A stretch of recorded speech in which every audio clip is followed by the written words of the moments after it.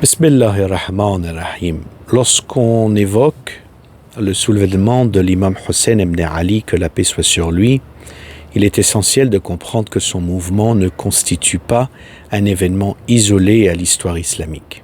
Au contraire, il s'inscrit dans la continuité directe de la mission du prophète Mohammed sallallahu alayhi wa sallam. Pour la pensée chiite, Karbala représente la préservation de l'héritage prophétique face à une autorité qui menaçait d'en altérer l'essence même. Afin de comprendre la position de l'imam Hussein, il convient d'abord de revenir à certains épisodes de la vie du prophète. Dès les débuts de sa mission à la Mecque, le prophète Mohammed sallallahu alayhi wa sallam fut confronté à des notables qui lui proposèrent des compromis politiques en échange de son silence.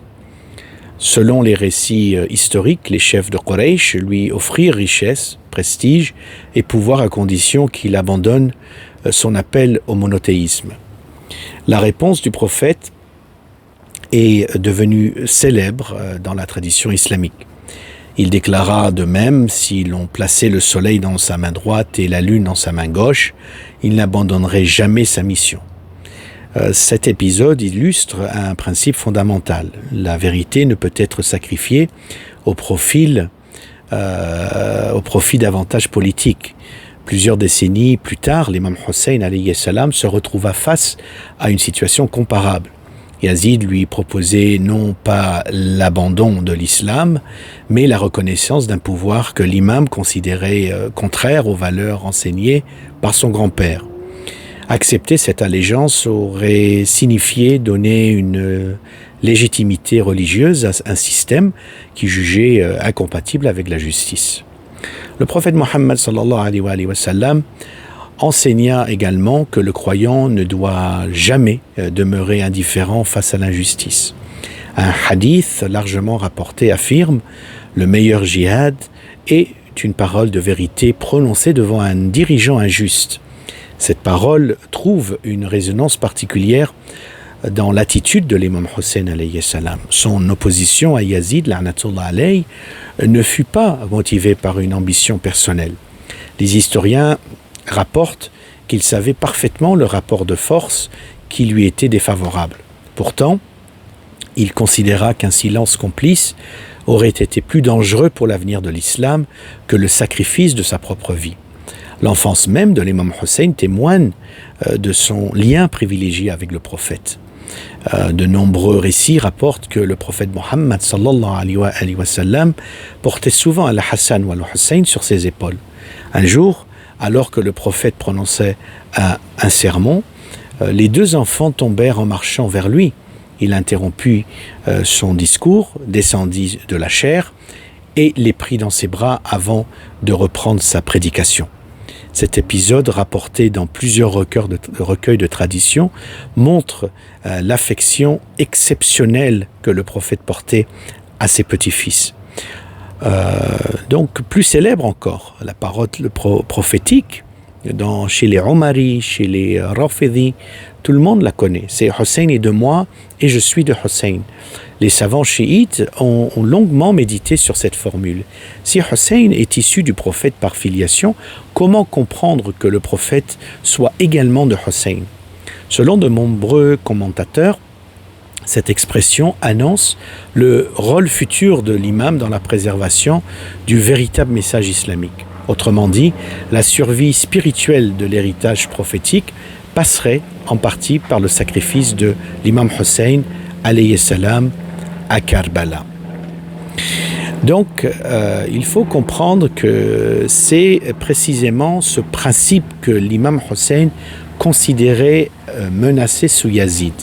Selon les sources chiites, le problème n'était pas uniquement la personnalité du souverain, mais la transformation progressive du califat en une monarchie héréditaire, un peu comme la Wilayat al-Faqih aujourd'hui, où la critique devenait de plus en plus difficile et où la légitimité religieuse risquait d'être utilisée pour justifier l'arbitraire politique.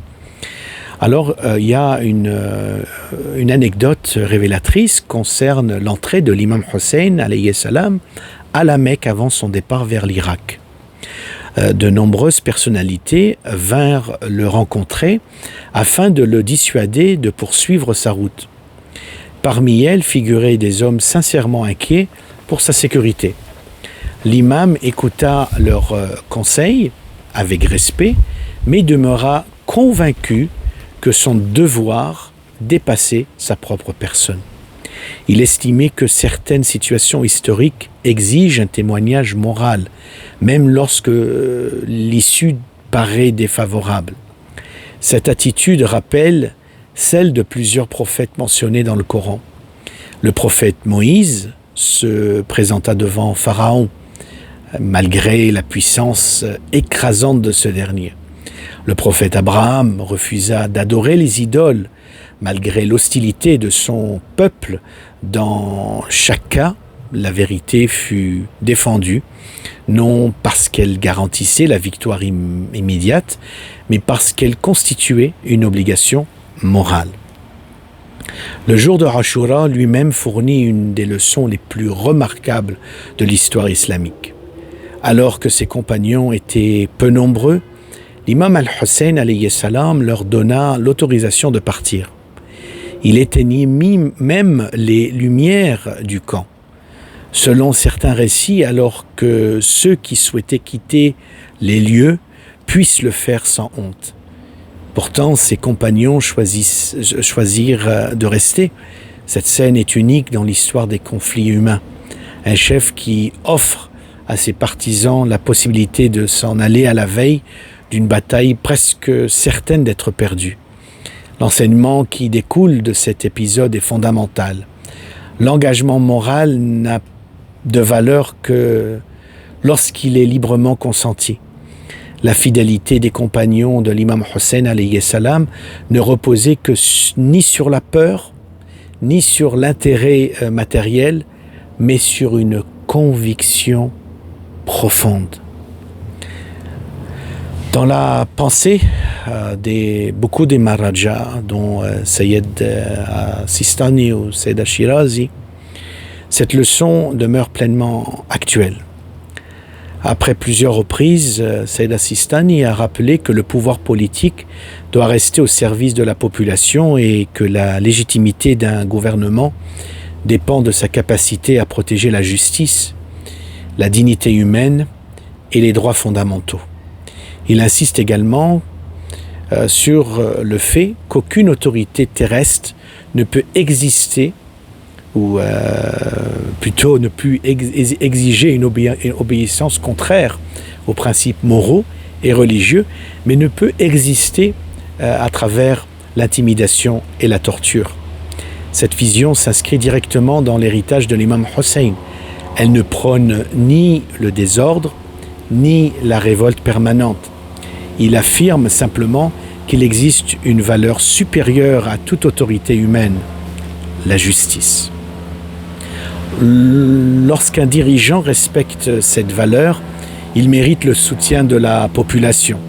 Lorsqu'il s'en éloigne, le croyant conserve le devoir de préserver son intégrité morale et sa conscience.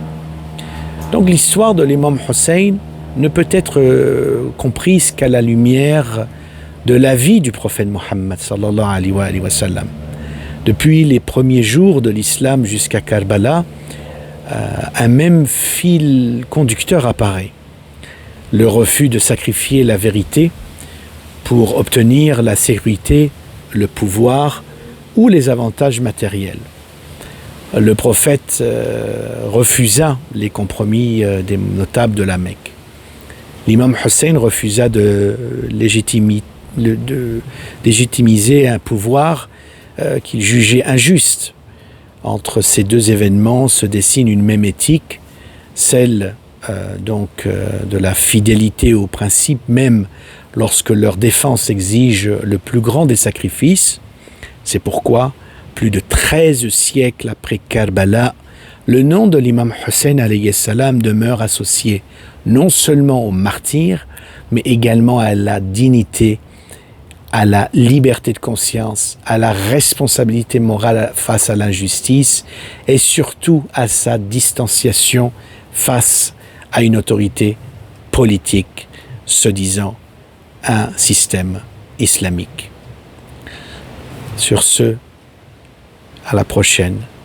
Assalamu alaikum wa rahmatullahi wa barakatuh.